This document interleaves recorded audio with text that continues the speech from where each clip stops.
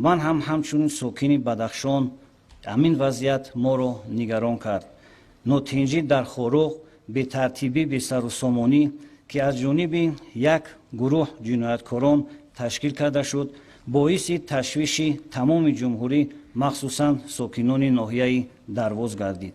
چنین وضعیت باری اول رخ نداد. حادثه هایی که به گوش ما میرسد میبینیم نه در شهر خوجند و باختر و کلاب و رشت دیده می شود. از بریدن درخت چی عیب دارد که ما درخت را میبریم؟ پیران ما، شخصای برومند ما درخت را با یک آرزو و امید شنودند.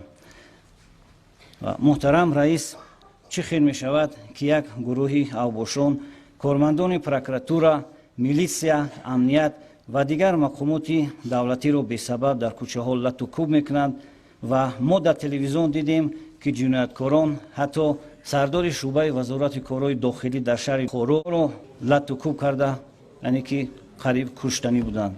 وکیلان محترم، هر یکی ما را مردم انتخاب کرده است و ما باید منفعت‌های آنها را حمایت نماییم. من که از جانب 3000 ساکن ناحیه درواز انتخاب شدم باید درد مردم را به شما رسانم. امروز از دوشنبه تا درواز راه ساخته شده است که صفتش حد و کنار ندارد و راه قسمت دیگر درواز دروازه روشن در مرحله آغاز است و خوروغ یکی از زیباترین شهرهای کشور امروز محسوب می‌یابد. پیشروی هست، آبادی هست، اما به ترتیبات و امنیت این آبادی ها تیز از بین می رود. ناحیه درواز از نگاه اقتصادی، جغرافی، مرزی یکی از ناحیه های استراتژیکی به حساب می رود که در دوران استقلالیت رو به پیشرفت، رو به ترقی نهاده است. از نقطه نظر اقتصادی هم مستقل بوده، دیگر قریب در داتاسیای بودجه جمهوری نیست. حتی ما با دیگر ناحیه ها در اجرای بودجه یاردم میکنیم.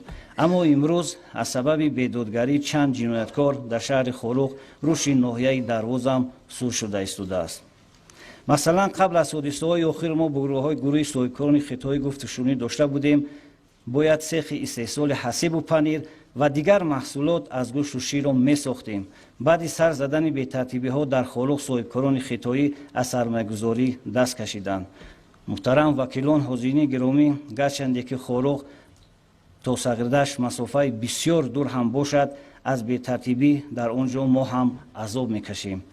اکثر ما در دانشگاه های دوشنبه خوندیم، معرفت و عرف و عادت را از ساکنان پایتخت آموختیم. حاضر خوروغ برای ما مرکز است، دانشگاه، بیمارخانه، مقامات دولتی، خلاص همه چیز دارد. اما از دست این جنایتکاران ما میترسیم فرزندان خود را به مرکز ولایت روانه سازیم. نفران یادی که برای عیادت بیمارانشان به خوروغ میآیند یا صاحبکارانی که به بازار شهر خوروغ کارتوشکا یا دیگر محصولات میبیارند، یعنی که در ترس و هراس قرار دارند و گروه های جنایتی از طرف گروه های جنایتی لط و کوب کرده میشوند. و این چه حال است؟ تا کی ما وکیلان خاموش میستیم و این بیدادگری ها را یعنی که میبرداریم؟ در دوشنبه، خوجند، باختر، کلاب، رشت و دیگر منطقه های جمهوری قانون پورا پابرجاست و ترتیبات و امنیت تامین می شود. اما در بدخشان 30 سال باز بیدادگری رفته ایستاده است.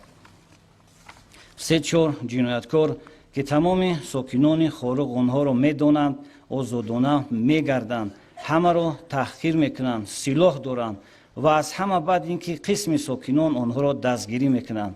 برای حمایت جنایتکاران گرد همایی تشکیل میکنند. اگر سر راه گروه های جنایت پیشه گرفته نشود، بعد 3-4 سال وضعیت فلاکتبار میگردد. محترم رئیس، وکیلان محترم، من دائم از بدخشانی بودنم افتخار دارم، اما امروز از دست جنایتکاران سر ما هم خم شده است. شناسان هم از خارج کشور هم از داخل کشور زنگ میزنند که در خوروغ وضعیت چگونه است. ساکن ناحیه درواز در هم خارج کشور هم داخل کشور میپرسند از کجای، از کدام ناحیه؟ میگوید از بدخشان. محترم رئیس، آیا شما پیش راه جنایتکاران را گرفته میتوانید؟ وکیل ناحیه ونج درست قید کردند ки имрӯз мо маҷбурем на ба Хорух, балки ба вилояти Хатлон ё ноҳияҳои тобии кишвар рӯ биёрем, мушкилоти худро онҷо ҳаллу фасл намоем. Муҳтарам раис, муҳтарам вакилон, хоҳиш мекунам, ки талаби маро вобаста ба таъмини тартибот ва қонуният дар шаҳри Хорух ва дастгиру муҷозот намудани ҷинояткоронро ба протокол ворид созед. дар сурати таъмин нашудани амну субот дар тамоми вилоят мо тақдири сокинони ноҳияи Дарвозро дар ҳайати дигар минтақа мебинем.